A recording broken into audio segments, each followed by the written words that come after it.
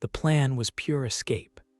To leave behind the mainland bustle, embrace the solitude of a remote Hawaiian retreat, a small cluster of huts tucked away on the lesser-known part of Kauai.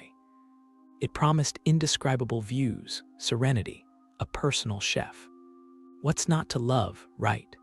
2 weeks of paradise for a nerve-fried software engineer from gloomy Seattle. The first hint I got that something was off was the lack of reviews. But the travel agency assured me it was simply because the retreat was an untouched gem, reserved for those seeking true seclusion. Their elaborately informal brochure urged, "Leave the world behind." So I did. Landing on the island felt like stepping into a nature documentary, an explosion of color and life so vivid it almost seemed fake. The car ride from the airport was mostly silent. The driver, a broad-shouldered man with the sort of tan that suggested a life outdoors, communicated in nods and monosyllabic grunts, his eyes unyieldingly fixed on the road. The retreat was another 45 minutes up the coast, past lavish greenery and the occasional lonely beach. When we turned onto a dirt track concealed by tall ferns and wildflowers, I couldn't hide my grin. This was it. My jaw hung slightly agape as we pulled up to the entrance. The main hut was larger than I'd pictured, surrounded by smaller ones that spattered a winding path down toward the cliffside. As I unloaded my bag, the driver handed me a laminated card. "These are the rules. Make sure you read them," he said, his voice unexpectedly stern. I hesitated but grabbed the card, puzzled by his sudden shift in tone. "Thanks." "No problem," he replied, already back in the driver's seat. "Enjoy your stay and remember the rules." That should have been my second hint. The retreat manager, Tara, met me at the entrance with a smile so wide it looked painful. "Welcome, welcome." Her enthusiasm was a stark contrast to the driver's solemn demeanor. "I bet you're excited to unwind him." "Hopefully I will," I chuckled, following her inside. Tara led me around, pointing out the communal dining area, private beaches, and paths for mindful wandering. It was more beautiful than the brochures, immaculately kept grounds, orchids exploding in colors I couldn't name, the sound of waves crashing a meditative bass line. But still, Tara's words streamed by too quickly, her fingers snapping as she signaled the locations, her steps too brisk. And then she handed me another copy of the retreat rules. "Now," Tara said, pausing for the first time in what felt like hours, "it's very important that you follow these to the letter, for your safety and for the preservation of our retreat." I mustered a nod, my eyes scanning the list. 1. Respect the paths marked in red. Others are off limits. 2. Cut off all electronic devices by 8 p.m. No exceptions. 3. Do not, under any circumstances, approach the lighthouse on the northern cliff after sundown. 4. Leave all flora untouched to maintain the ecosystem's balance. 5. Asterisk meals are communal. Absence will be noted. The rules started simple enough but grew increasingly peculiar. I pocketed the card, suddenly feeling the weight of isolation. The retreat's charm was undeniable, but why the odd, specific rules? Tara seemed to sense my confusion. "They might seem strange, but they're all in place for a reason. You'll see, it's truly freeing to let go of all that other noise." By dinner, I began to relax again. The meal was divine, the company sparse but pleasant. A retired couple from Australia, a pair of honeymooners whispering sweet nothings, and me. The sky turned a fierce orange pink, the air balmy with the hint of salt and blooming frangipanis. As I began the walk back to my hut, the unreal beauty of the place settled around me like a warm blanket. It wasn't until I reached the veranda of my temporary home that I noticed it, a slight scratching sound coming from beneath the floorboards. Rational thought suggested a creature fumbling in the dark, yet as the sound grew more persistent, My mind raced back to the rules. Cut off all electronics by 8 p.m. Did that include lights? I glanced at my watch, 7:57 p.m. I hurried inside, nerves tingling, switched off my phone and sat in the deepening gloom. The scratching stopped abruptly. The silence that followed was thick, expectant. And then, against the rolling waves in the distance, I heard a new sound like someone, or something, humming a dissonant tune from underneath the hut. The humming swelled as dusk crept deeper into darkness. My eyes tried to adjust, straining to make sense of the shadows shifting at the edges of the room. The small wooden cabin ought to have offered comfort, familiarity, but now it felt foreign, suffused with a cold dread that seeped into the creases of the rough-hewn walls. I considered the impossibility that someone could be underneath the hut. It sat flush against the sandy earth, raised only slightly for ventilation. That hum, that unnerving tune, it was impossible, wasn't it? Yet there it was, melodically twisting underneath the wooden floorboards, closer now, as if whatever made it was slowly mapping the architecture of my sanctuary. I rose to my feet, my body stiff, forgetting the mild chill of the evening as another wave of the song flowed upward through the floor. I could almost feel vibrations, like the soft beating of a drum resonating against my soles. Each note played on my spine, tendrils of sound curling into the space around my ears, whispering. Maybe it's just the wind, I told myself aloud, trying to break the spell of the humming. My voice sounded alien, hollow in the semi-darkness, swallowed up quickly by the thickening silence that dropped like a blanket as the humming ceased again. I paced the perimeter of the cabin, my hands brushing against the cool window glass, peering into the gloom for signs of movement. There was nothing but the sway of dark trees against the lighter darkness of the night sky. The normal sounds of the night seemed held at bay, as if the forest itself was holding its breath. Then a scraping, like the sound of sand across the floor. My throat tightened. I turned just in time to see the shadows coalesce near the far corner of the cabin, where my discarded boots lay. The shadows seemed almost solid, as if they had weight and substance, pulling the dim light into themselves, creating a deeper patch of blackness against the already dark interior. The air grew colder, a sure sign that something unnatural was manifesting. I stumbled back, my foot catching on the edge of the rag rug I'd placed at the center of the room. My balance lost, I fell backward, landing awkwardly on my elbow, pain shooting up my arm. The impact jarred my senses, eliciting a gasp that was louder than I intended. As I scrambled up, the black patch moved. Not just a shifting, but a deliberate crawl, sluggish and deliberate, towards where I stood by the table. My breath became ragged, caught in the steel trap of fear.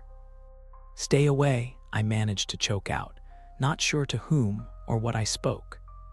The words felt foolish, powerless as they floated into the oppressive air of the room. There was no heed paid to my command. The shadow continued its slow, insistent drag across the floor, closer and closer, until it was nearly at my feet. Paralyzed, I could only watch as it seemed to pause, then rise slightly, as if peering, considering its next movement. The ticking of the old wall clock punctuated the silence, each tick a reminder of the seconds slipping by, impossibly loud in the fraught silence. My heart marched to the rhythm of the ticking, racing as the shadow loomed. And then, in the heartbeat between ticks, the humming returned. Louder now, a cacophony of discordant notes that played not in my ears, but felt deep in my chest, vibrating through my being. Terrified, I squeezed my eyes shut, an involuntary response to the overwhelming sensation. When I dared to open them again, the room was bathed in sudden, inexplicable moonlight, casting long, sinister shadows, but showing no sign of the dark patch that had terrorized me. Instead there, right where the shadows had gathered, lay my pair of boots, caked now not in sand, but in what looked horribly like dried blood. My mind raced, unbidden images flashing through. The abandoned car I'd passed on the way here, the old news reports of missing hikers, the too cheerful warnings from the locals. As I stared, a single, clear note rang out, slicing through the hum, chillingly sweet and final, like the lament of a lost soul or a predator satisfied with its claim. This was no mundane danger, not simply the wild, not merely the isolation, but something far older and infinitely more malevolent. The echo of that haunting note lingered in the frosty air, a taunting whisper against the backdrop of creaking trees and rustling leaves.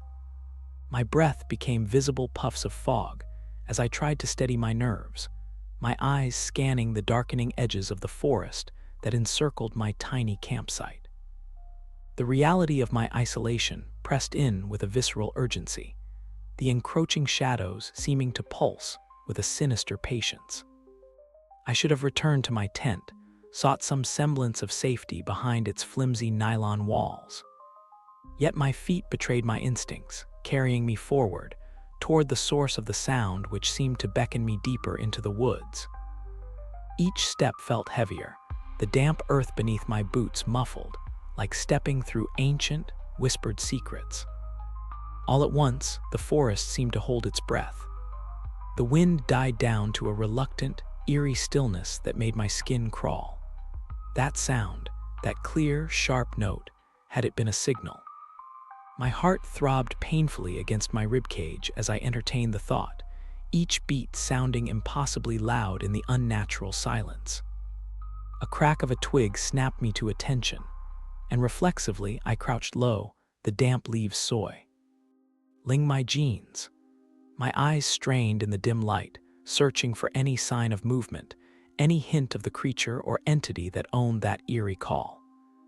But there was nothing, only the oppressive, suffocating stillness. I should have screamed or run, maybe both, but instead, I found myself moving forward, slowly, painstakingly.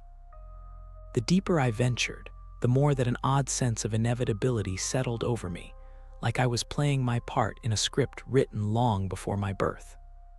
The trees seemed to watch, their trunks gnarled with grotesque, silent judgment, their branches reaching out like twisted arms. Suddenly, a low, mournful wail shattered the quiet, a sound so filled with sorrow and despair that it wrenched a sympathetic agony from the core of my being. My throat tightened as my feet stumbled forward, almost of their own volition, drawn toward the heartache that resonated in that cry. It seemed to emanate from a specific direction now, guiding me or luring me towards something inevitable. The night was closing in, the last remnants of light retreating beyond the treetops. My flashlight, gripped with a sweaty hand, cast a beam that seemed to provoke more shadows than it dispelled. These were not merely shadows cast by tree and rock, but seemed imbued with a weight, a presence that flickered just beyond the edge of my vision. Stopping, I listened, straining against the silence. Another sound, softer now, more insidious, a whisper not through the air, but through the leaves themselves, words indistinct and yet unmistakably sinister. My mind raced, terror mingling with an absurd sense of curiosity that pricked the back of my neck. What words were carried on the wind? What tales did these ancient woods seek to tell? I took a step back, something snapping underfoot. Not a branch nor a leaf, but something soft, yielding.